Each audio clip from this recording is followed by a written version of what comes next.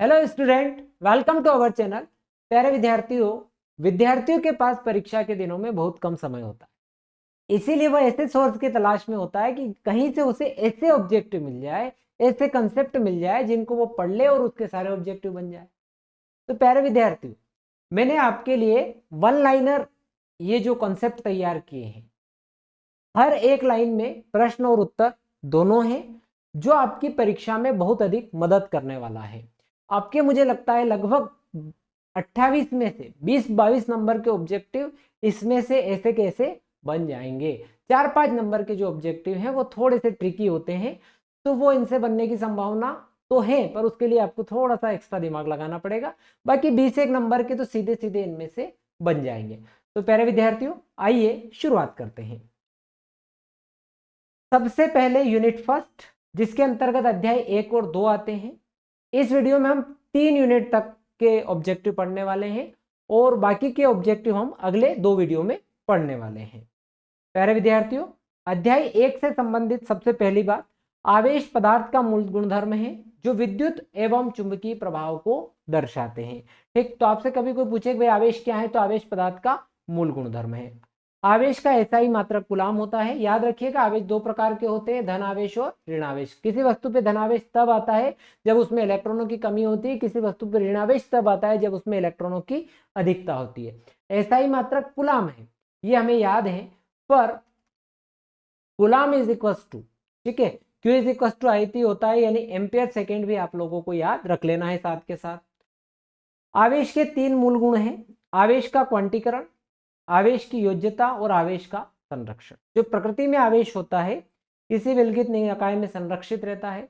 आवेश की जो योज्यता है, यानी आवेश को जोड़ाया घटाया जा सकता है।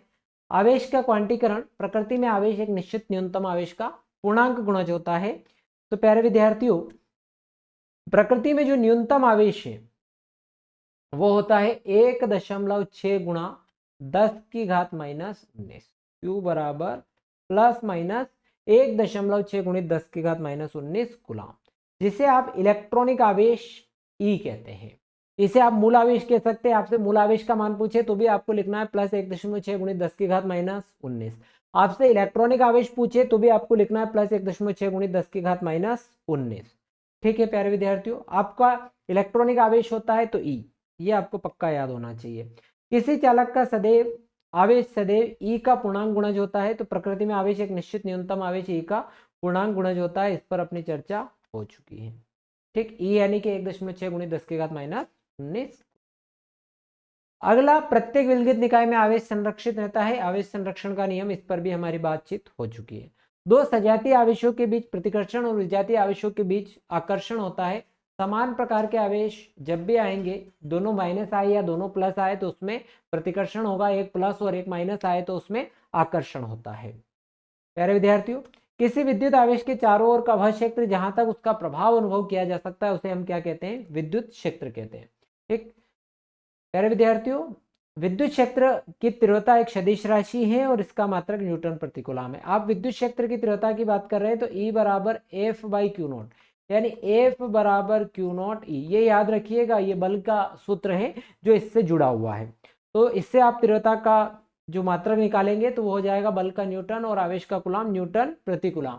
तो विद्युत क्षेत्र की तीव्रता कौन सी राशि है बच्चों? एक सदिश राशि है। क्यों? क्योंकि विद्युत क्षेत्र की तीव्रता की दिशा वही होती है जो बल की दिशा होती है। तो बल सदिश है, इसीलिए विद्युत क्षेत्र तीव्रता भी सदिश राशि है, इसका मात्रक न्यूटन प्रति कूलम है। विमेय सूत्र आप लोग निकाल सकते हैं। ठीक, विद्युत क्षेत्र रेखाओं की बात करें तो विद्युत क्षेत्र रेखाओं के बारे में आप जानते हैं कि विद्युत क्षेत्र रेखा है, विद्युत क्षेत्र में खींचा गया काल्पनिक चिकना वक्र होता है। इसके किनारों पर जो स्पर्श रेखाएं खींची जाएगी जो विद्युत क्षेत्र की दिशा को बताएगी। विद्युत क्षेत्र रेखाएं खुले वक्र के रूप में होती हैं। दो विद्युत क्षेत्र रेखाएं कभी एक दूसरे को नहीं काटती हैं। क्यों नहीं काटती हैं? यदि दो क्षेत्र रेखाएं एक दूसरे को काटेगी तो उसके कटान बिंदु पर विद्युत क्षेत्र की दो दिशाएं होगी जो कि असंभव होती हैं। अगला पॉइंट है कि विद्युत बल रेखाएं सदैव आवेशित चालक के लंबवत होती है। मान लो ये कोई आवेशित चालक है तो इसके लिए जो क्षेत्र रेखाएं खींची जाएगी वो सदैव इस पृष्ठ के किधर जाएगी बच्चों? अभिलंबत जाएगी। किसी चालक को विद्युत क्षेत्र के अंदर रखने पर चालक के अंदर विद्युत क्षेत्र शून्य होता है। भाई किसी चालक को आप विद्युत क्षेत्र के अगर अंदर रखें, ठीक है, चालक को विद्युत क्षेत्र के अंदर रखने पर उस पर जो विद्युत क्षेत्र रहेगा वो क्या रहेगा, शून्य रहेगा। दो बराबर तथा सजातीय आवेश के ठीक बीच में, अगर दो बराबर हैं और सजातीय आवेश है, दो बराबर तथा सजातीय आवेशों के ठीक बीच में विद्युत क्षेत्र की तीव्रता शून्य होती है। क्यों होती है? देखो, जब आप धन आवेश के लिए देखोगे तो ये इधर जाएगा, ऋण आवेश के लिए इधर रहेगा, दोनों तरफ से बराबर है, एक दूसरे को विद्युत क्षेत्र क्या कर जाएगा, कैंसिल कर जाएगा। अल्प दूरी पर स्थित दो बराबर तथा विपरीत बिंदु आवेशों के निकाय को विद्युत द्विध्रुव कहते हैं। दो बराबर तथा विपरीत आवेश एक दूसरे से अल्प दूरी पर स्थित हो तो उसे आप विद्युत द्विध्रुव कहेंगे।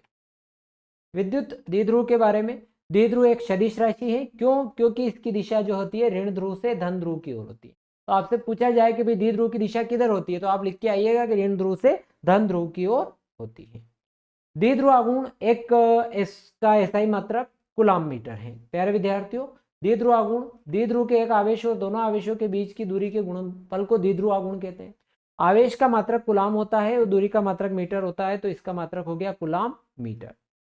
विद्युत क्षेत्र में स्थित किसी पृष्ठ की अभिलंबवत दिशा में गुजरने वाली कुल बल रेखाओं की संख्या को उस पृष्ठ से संबद्ध क्या कहते हैं, विद्युत फ्लक्स कहते हैं। यानी विद्युत फ्लक्स हो गया बच्चों phi = EA cos θ। ये आपका विद्युत फ्लक्स का सूत्र है। गाउस का नियम केवल पृष्ठ के भीतर उपस्थित आवेशों के लिए सत्य है। गाउस का नियम होता है बच्चों phi = सिग्मा Q × 1/ε0, यानी किसी पृष्ठ के भीतर उपस्थित कुल आवेश का 1/ε0 गुना होता है। अभी पूछ ले कि एक कूलाम आवेश से जाने वाले विद्युत फ्लक्स से 1/ε होता है, ठीक है। गाउसियन पृष्ठ इस प्रकार लेना चाहिए कि इस पर आवेश स्थित ना हो।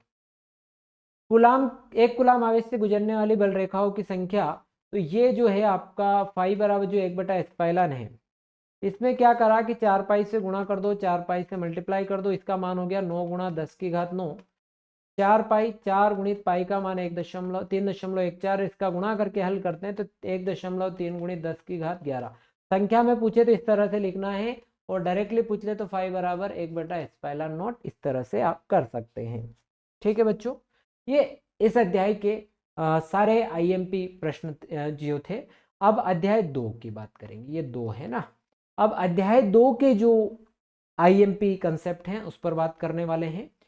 तो सबसे पहले कि किसी चालक का विभव वह विद्युत अवस्था है जो अन्य चालक से जोड़ने पर आवेश प्रवाह की दिशा बताता है। तो विभव क्या बताता है एक्चुअल में, आवेश प्रवाह की दिशा।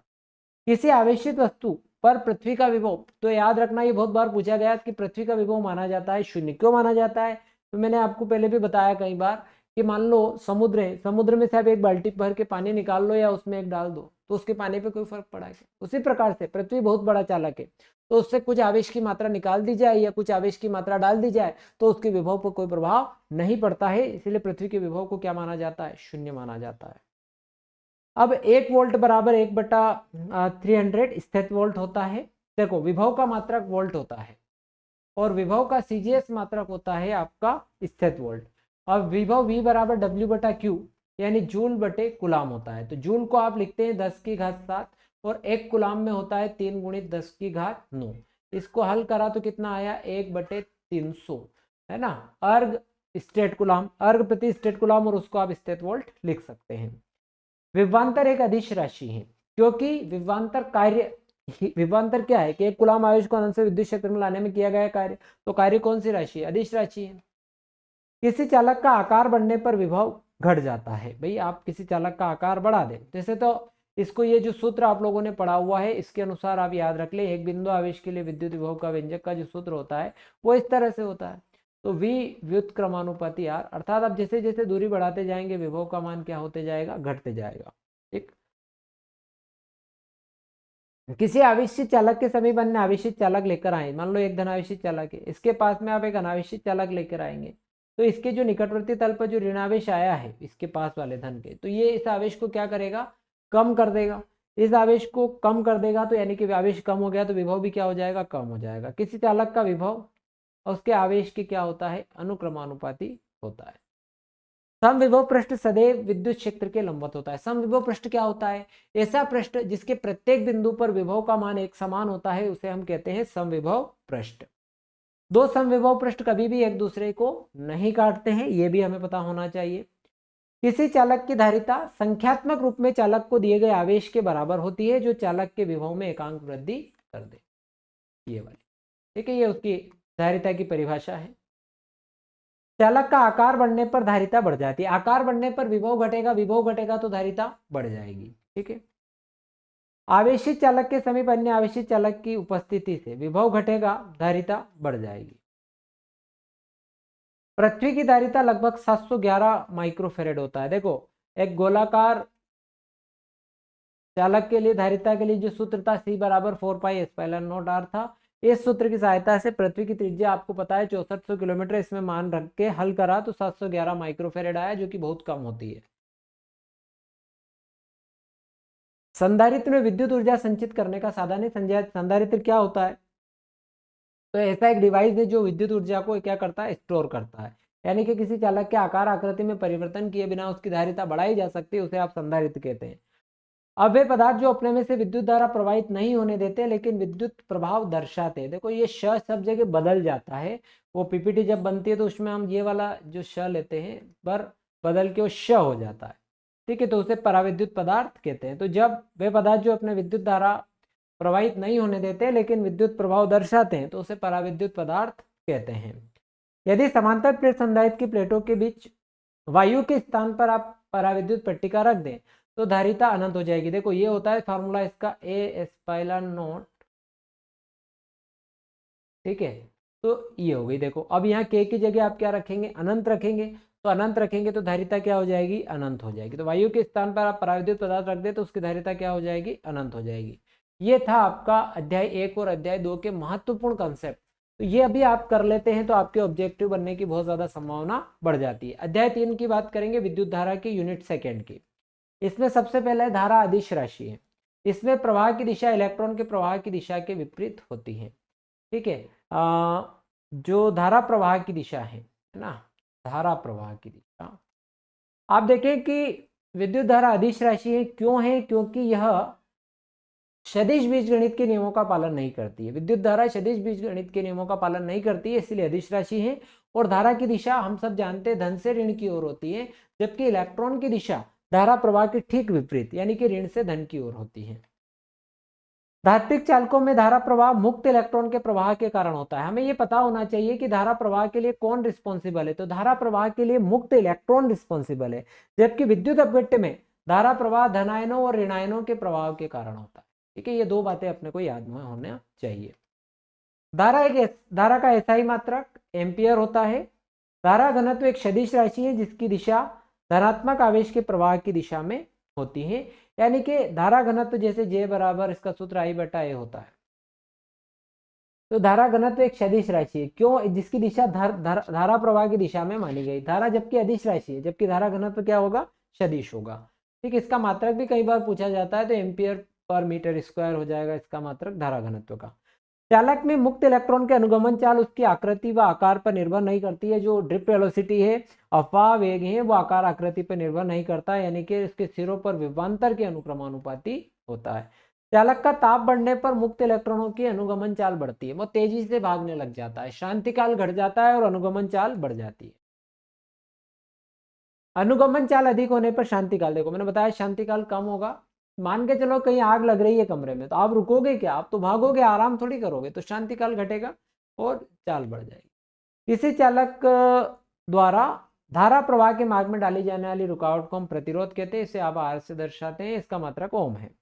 ताप बढ़ाने पर चालक का प्रतिरोध बढ़ता है। किसी चालक तार का प्रतिरोध जैसे जैसे ताप बढ़ाएंगे उसका प्रतिरोध बढ़ेगा। ऐसा क्यों हो रहा है भाई? ऐसा इसलिए हो रहा है कि जब ताप बढ़ाते हैं तो शांतिकाल का मान घट जाता है, और शांतिकाल का मान घट जाता है तो प्रतिरोध का मान बढ़ जाता है। ठीक है, अर्धचालक में यही चीज पूछ ले तो अर्धचालकों का प्रतिरोध घट जाता है। प्रतिरोध चालक तार का गुण है, जबकि विशिष्ट प्रतिरोध चालक तार के तार का पदार्थ का जो गुणधर्म है। ठीक है, चालक तार के प्रतिरोध का गुण है ना, पदार्थ का गुण। यदि किसी चालक तार को खींचकर उसकी लंबाई n गुनी कर दी जाए, अगर कोई तार है उसको खींचा और उसकी लंबाई अपन ने n गुनी कर दी, तो अब आपसे पूछेगा कि प्रतिरोध पर क्या प्रभाव पड़ेगा, तो उसका प्रतिरोध n वर्ग गुना हो जाए। आपसे बोला कि तार को खींचकर 2 गुना कर दिया जाए, तो उसका प्रतिरोध आप सीधे सीधे कहिएगा कि 4 गुना हो जाएगा। 3 गुना कर दिया जाए तो प्रतिरोध 9 गुना हो जाएगा। अर्धचालकों के लिए प्रतिरोध ताप गुणांक ऋणात्मक होता है। ठीक है, चालकों के लिए धनात्मक होता है और कुचालक के लिए 0 होता है। अर्धचालकों का प्रतिरोध ताप बढ़ने पर घटता है, बता ही दिया मैंने पहले आपको।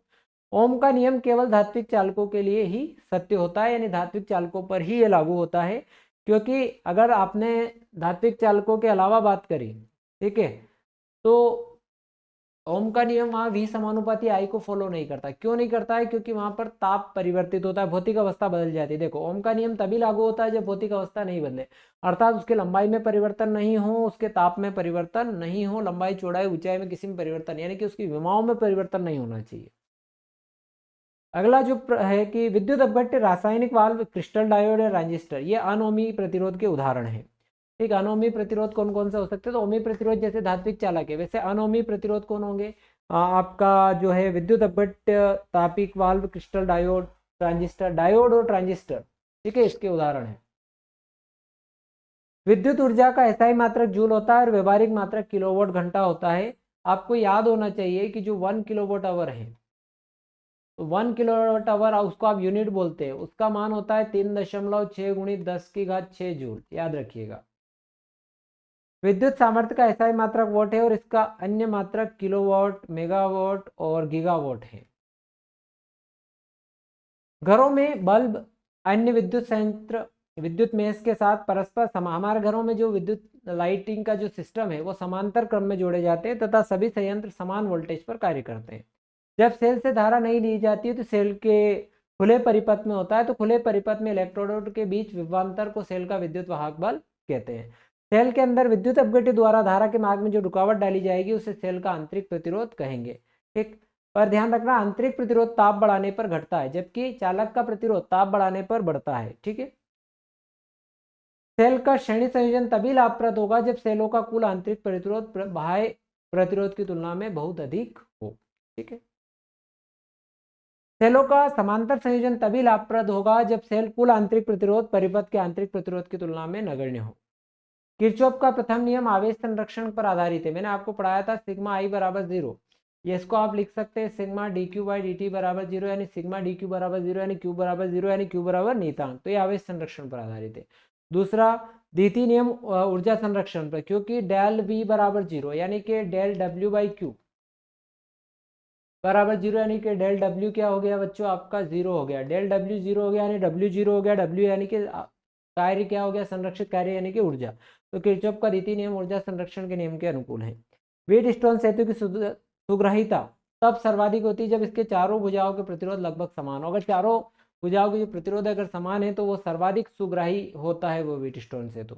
और एक डिवाइस और है मीटर सेतु, जो कि व्हीटस्टोन सेतु के सिद्धांत पर आधारित होता है। व्हीटस्टोन सेतु में सेल तथा धारा की स्थिति आपस में बदल लेने पर उसके संतुलन पर कोई प्रभाव नहीं पड़ता है, ये भी आप लोगों को याद रखना है। अब बात करते हैं अध्याय 4 की, गतिमान आवेशों एवं चुंबकत्व की। प्यारे विद्यार्थियों, एक स्थिर आवेश केवल विद्युत क्षेत्र उत्पन्न करता है और गतिमान आवेश विद्युत क्षेत्र के साथ साथ चुंबकीय क्षेत्र भी उत्पन्न करता है। धारा के जो चुंबकीय प्रभाव की खोज है भाई साहब ओरस्टेड ने की थी, है ना, वो धारा के विद्युत चुंबकीय प्रेरण की खोज फेराडे ने की थी। चुंबकीय क्षेत्र का एसआई मात्रक न्यूटन पर एम्पियर मीटर, टेस्ला या वेबर पर मीटर स्क्वायर हो सकता है। सीजीएस मात्रक इसका गाउस होता है। एक ये भी पूछा जाता है भाई कि एक गाउस बराबर 10⁴ टेस्ला तक ला। चुंबकीय क्षेत्र एक सदिश राशि है। बायो सावर्ट के नियम, एक धारावाही अल्पांश के कारण किसी बिंदु पर चुंबकीय क्षेत्र का परिमाण और दिशा बताता है। क्या बताता है? तो अल्पांश के कारण किसी बिंदु पर चुंबकीय क्षेत्र का परिमाण और दिशा को बताने का काम कौन करता है? ये बायो सावर्ट का नियम करता है।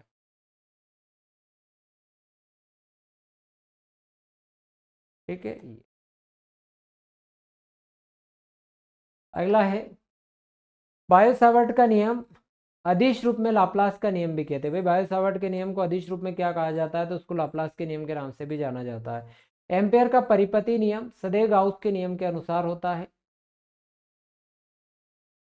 गतिमान आवेश चुंबकीय क्षेत्र के कारण लगने वाले लोरेंज बल को कहते हैं। भाई गतिमान आवेश पर चुंबकीय क्षेत्र के कारण लगने वाले बल को आप लोरेंज बल कहते हैं। लोरेंज बल F बराबर QEB sin थीटा, ये भी अपने को जानकारी में होना चाहिए। चुंबकीय क्षेत्र में स्थिर आवेश के कारण स्थिर आवेशित कण पर बल नहीं लगता है। लॉरेंज बल की दिशा फ्लेमिंग के बाएं हाथ के नियमानुसार ज्ञात की जा सकती है। यदि चालक में धारा चुंबकीय क्षेत्र के समांतर है तो उस पर कोई बल नहीं लगेगा।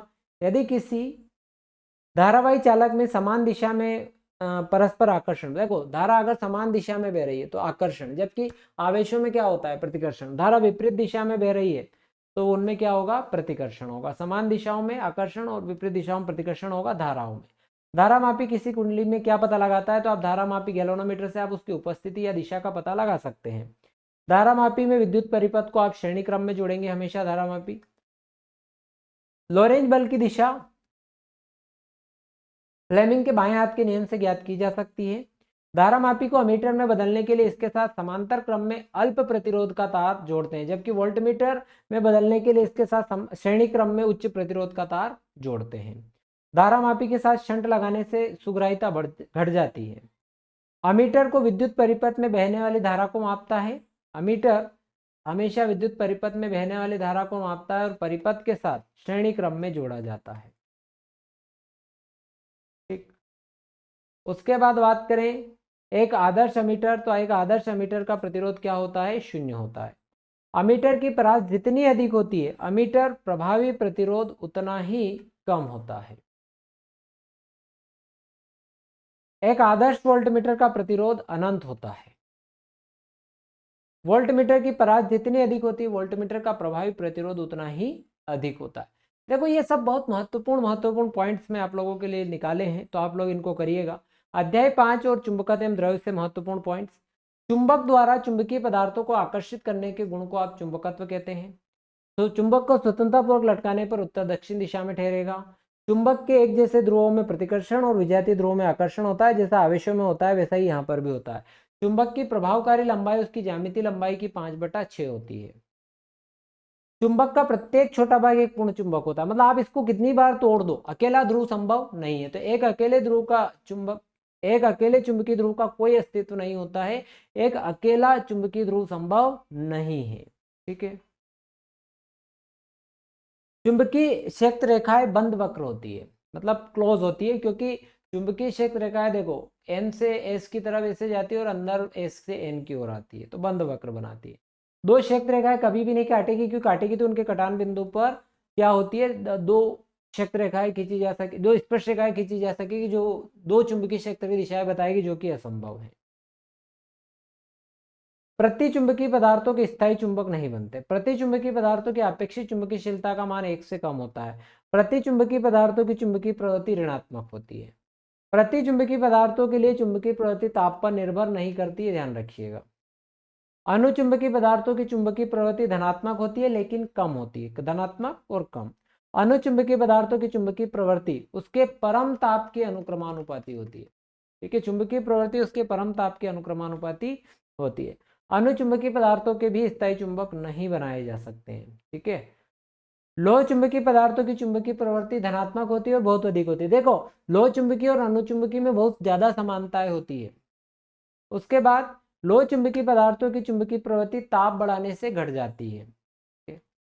लोह चुंबकीय पदार्थों के स्थायी चुंबक देखो उन दोनों से नहीं बन रहे थे, पर लोह चुंबकीय पदार्थों के स्थायी चुंबक बनाए जाते हैं। प्यारे विद्यार्थियों, ये सारे कंसेप्ट बहुत इंपॉर्टेंट है आपकी परीक्षा के लिहाज से, और मुझे लगता है कि 20-22 नंबर के ऑब्जेक्टिव तो इनसे ही आपके बन जाएंगे। तो प्यारे विद्यार्थियों, यदि वीडियो पसंद आया हो तो चैनल को सब्सक्राइब करिएगा, अपने दोस्तों के साथ शेयर करना मत भूलना। थैंक यू वेरी मच, मिलते हैं नेक्स्ट वीडियो में।